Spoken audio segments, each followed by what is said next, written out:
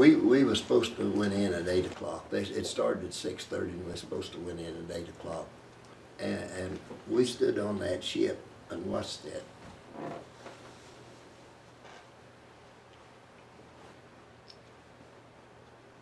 Slaughter, I guess you'd call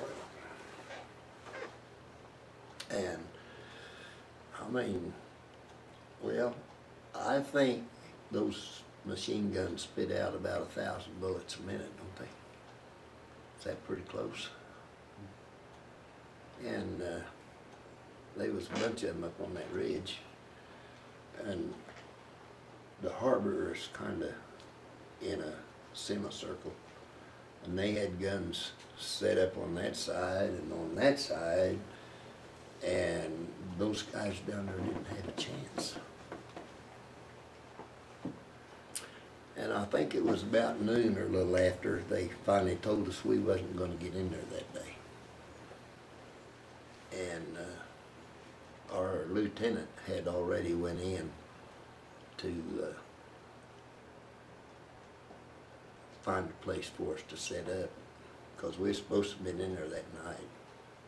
But he got hurt, and they sent him back to England. And but we got in next day sometime. I'm going to say before noon. I can't remember, but I think it was before noon. And it was still, it wasn't nothing rough.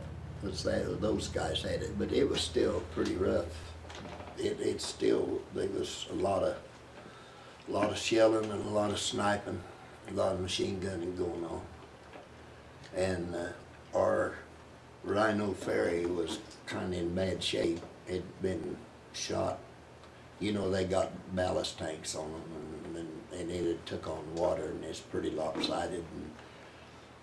And he couldn't get us too close, and in that cat, when I was sitting there driving in, I was in water about this deep. And we finally got in, and we'd move the ways and stop it a little bit and move some more. And going up this broad truck up ahead of us, I don't know whose it was, but it's 3 or 4 trucks up. Shell hit it direct.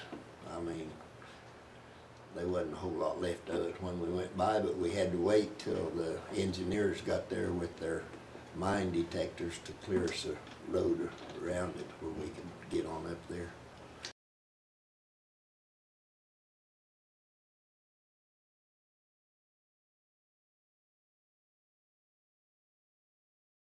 Funny thing of it is, that LCT that we come in on, the night before, while we was waiting that night, this pilot come in there and dropped some parachute flares, and then he come back in and he bombed us. Well, he missed us, they said, about 30, 40 feet.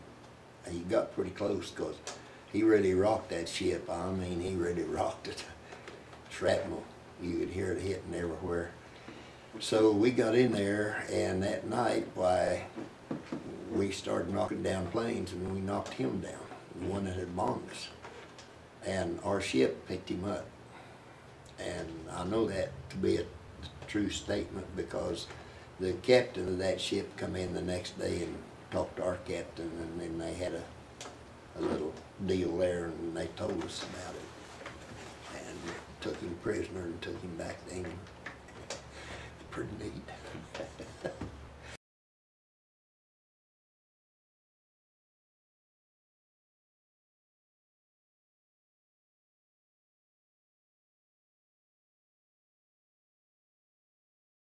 I knew it was going to be hard.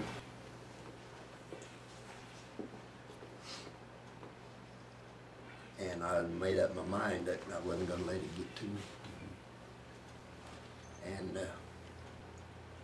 I had done very well till them people started coming over and talking to me. You said this was a family that was there? There was family there from Texas, and there was one there from Seattle. Dave's got this family's name from Texas. He's going to email her some pictures that we took. And they thanked you for your service while you were Yeah, there. yeah, that was hard. To hear a lot of World War II veterans talk, they really appreciate American World War II veterans in Europe. Do you find that you still have that appreciation here in America, or do you feel that that they understand more, they connect more with World War II in the past than we do here, than the younger generation does? Okay, the younger generation over there, they know about it.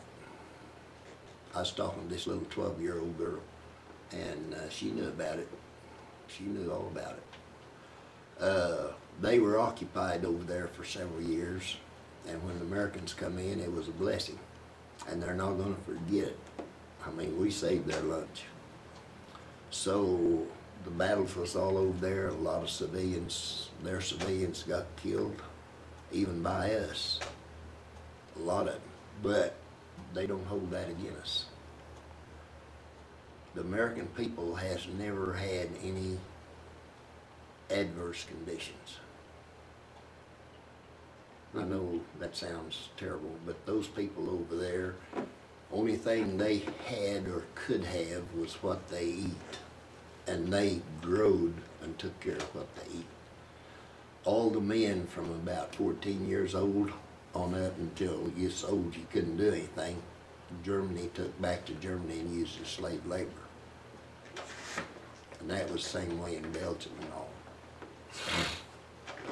Those people had been through hell, so they realize, they know, and they respect what happened, you know, what was done for them.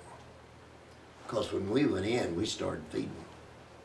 You know, everything was tore up. The Americans, England didn't have anything, and who was going to feed them? And they had to be fed, so the Americans fed them. And I mean, that was all the way through. Even in Germany, we fed the German people. Because they had some farms, but you might have a good crop out here or whatever, and tomorrow it may not be there because it got bombed last night. So we fed them, and they respect that. So what did the American people here lose? A couple of years of sugar rationing and gas rationing and meat rationing, but times was good. They all got a job. I mean, we was coming out of the Depression. They all got a job. They had money. They saved money. And by the way, I got corporal's pay, I got combat pay, and I got overseas pay, and I made $64 a month.